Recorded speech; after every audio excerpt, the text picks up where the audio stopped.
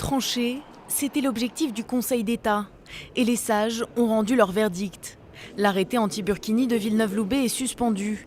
Les baigneurs portant des vêtements religieux auront donc accès aux plages de la commune.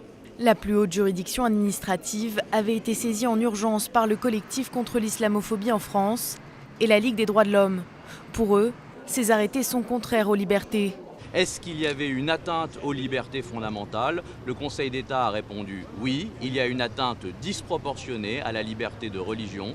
Il n'y avait pas d'éléments suffisamment caractérisés d'un trouble à l'ordre public.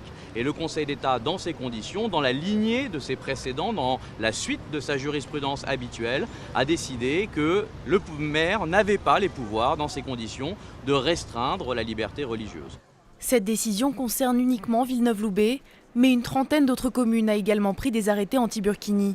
À présent, deux options s'offrent à elles, les retirer ou les défendre en justice. Il est possible que les autres maires qui ont pris des arrêtés burkini, dans un moment de lucidité juridique, vont annuler l'ensemble des arrêtés qui ont été pris. Eh bien, ce sera un moment de dignité, ce sera un moment important qu'il faudra saluer. Et si, dans leur aveuglement politique, ils maintiennent ces arrêtés, eh bien qu'ils sachent que nous contesterons chacun d'entre eux dans les juridictions locales, au Conseil d'État ici, s'ils maintiennent ces décisions, et dans toutes les juridictions nationales et internationales où nous pourrons faire valoir les droits des citoyens et des citoyennes françaises.